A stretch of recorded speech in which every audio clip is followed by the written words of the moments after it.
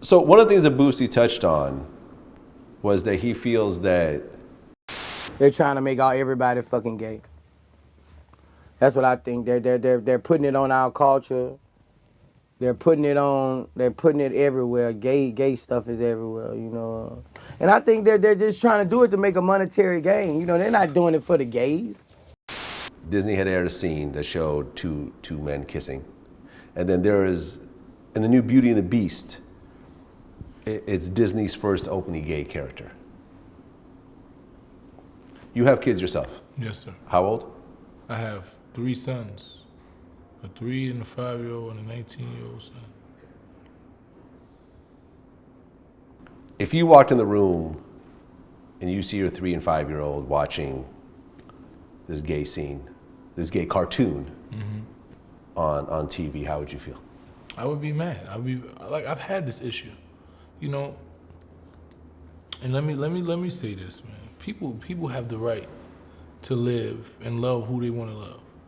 That's your personal decision that you can make.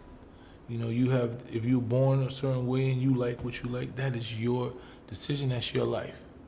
I just don't think that you have the right to impose your lifestyle choices or your lifestyle period upon someone who doesn't, upon children. I have an issue with that. Like, I'm 100% have it. Me and my wife had this conversation. Being part of the civil rights movement is a very intersectional, and it's very, at this point, we're very about fighting for the rights of gays and trans and all this. And I believe that everyone has rights. But I don't think there should be, because we understand what TV does. It's a program. It programs you. You know what I'm saying? When you see on TV, we were raised by outside and TV. Our parents had influence, but for the most part, they was at work. So the TV was what we were raised by, the people outside, our friends. We learned our realities and we went through ups and downs. I remember I was 8 years old, and there was a friend upstairs that I had named Julio, right? And we playing tag or whatever, so I hide in the closet. He comes in the closet and he's like, I got you. And so he tries to kiss me. But at 8 years old, I knew it was wrong because my father had already said, like, men don't deal with men, you don't do this. But had I not had that, had society been so accepting of that, I would have been like, this is my friend. He's not doing anything wrong. I just seen this person kissing it. My mom might have not been able to understand what was going on there, and I might have did something different. To be fair, if a man walks up to you and kisses you in the lips, you don't suddenly turn gay after that. No. You know what I mean? It might be unpleasant or whatever else, but at 7 to 6 years old, you're still an experiment. If you never smoked weed, Vlad, would you know you like weed? Would have you ever? There has to be the experiment. You know what a man told me? This is just real shit. They told me that a man's G-spot is in his rectum. So if you allow somebody to penetrate your rectum, you might come harder than any girl ever made you come in your life. This is a fact. This is a scientific fact. So the fact that you allow yourself to engage in the activity is what creates the situation. So once you open the doors to that box, then you start to, you don't know what you like. You don't know what you like until you start to, it becomes comfortable. America is just, everybody's trying it. You've never seen this much bisexuality ever. right. You know why? It's not that girls, it's not that my mother or your mother probably wouldn't have liked girls, but it wasn't something you do.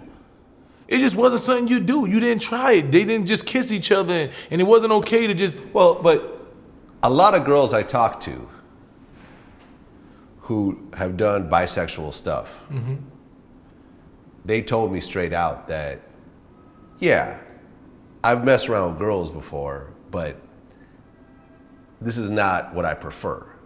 But they won't stop doing. See, preference. They will do it a lot of times for the man, but I haven't met too many women outside of like a young MA who are actually interested in relationships with women and being in love with a woman and stuff like that. But that's what I'm trying to tell you. So just like the men, it ain't that they want to be in love with a man. You know, you just got to think about it. Most of the guys that do it, they're like, oh, just let him suck my dick, or I just let him do this because they know somehow that this gay nigga know how to. It's home field advantage. If you a man, just think about it. This is just reality. I know what it takes to get me off. So if a man knows he has the same thing I got, he gonna know the shit he gonna know the tricks. Just like girls probably eat pussy better than men do, and that's why they like it. But the difference is that a man might be able to do that, but I have been around men my whole life, and I've never had the same reaction looking at a man that I have looking at a woman. Because you know why? Because you're not gay. I'm not saying. See, different between you can't make somebody gay. Right. Gay, I don't think you can make somebody. So you think you're born gay? I don't know, maybe. I don't know if you're gay, but I know that there's an experience that you can have with someone that you normally wouldn't have, that's created by the environment. And then that experience travels on. It's like, damn. It's like certain things you probably didn't want to do when you was young, right? You know what I'm saying? You're like, I'm not fucking a girl in the butt, or I'm not eating a pussy. And then you did it, and you was like, damn, it's kind of good. Like, you know what I'm saying? Before it was taboo, but once you tried it, it's not that you're not just the biggest eat pussy, but you're not opposed to it. So when a situation comes up, you'll be like, okay, you don't have any boundaries. The boundary is gone. Once you eliminate the boundary, anything can happen. And that's what's happening in society. We are eliminating the boundary, and these kids are clay. And we're molding our kids into some way that they don't even have a choice because they see it. My son came to me and said, look, Dad, how do girls turn into boys? He had a cartoon where a girl turns into a boy.